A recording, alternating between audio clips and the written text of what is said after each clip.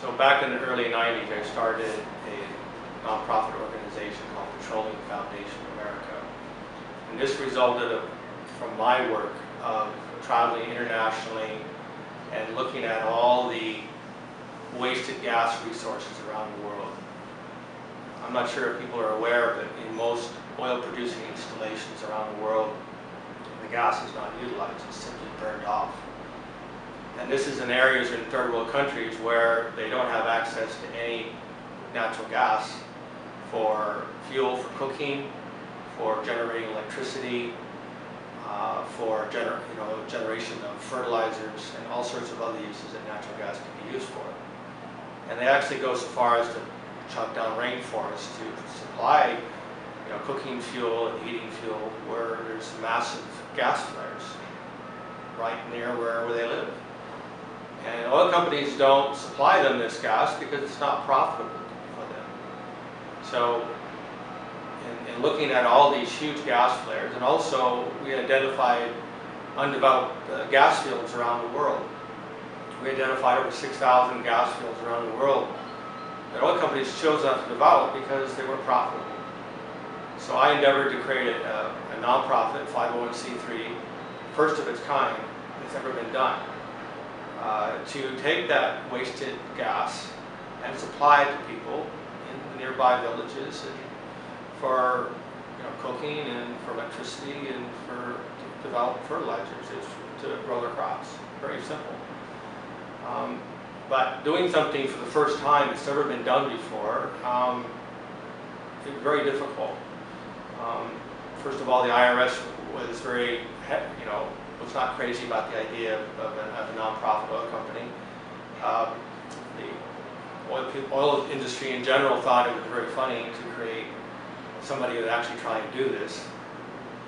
And also to try to get positive media from an organization that's oil industry related.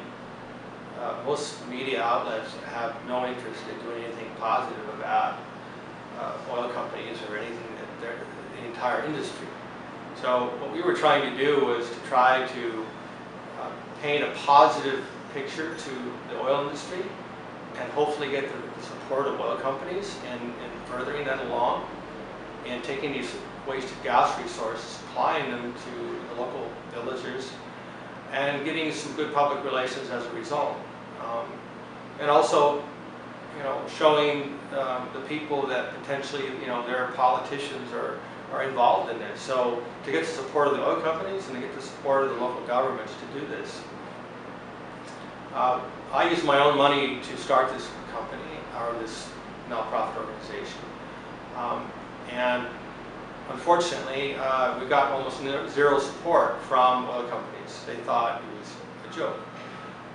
Or they thought maybe, it wasn't for real. But it was for real, and I really pursued it very, very vigorously. But in order to get funding, I realized that it would have to come from our own initiative. And so part of that initiative is to solve the other problem that's I would say, the great ticking time bomb in the United States, which most people are unaware of. And that is that there's over 1 million orphan wells in the United States. And these are wells that at one time or another were productive, but were abandoned and left sitting there.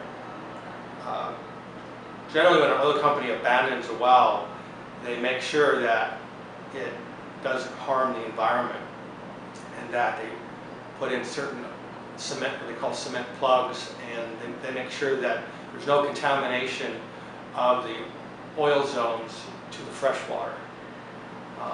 And unfortunately, that's not the case with these 1 million orphan wells across the United States. And there's nobody properly abandoning these wells.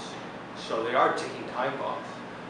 But these wells can be made productive again. And so what we decided to do was to see if we could start a campaign, work with universities, their petroleum engineering and geology departments, to give students real life course work to transform a liability into a productive asset.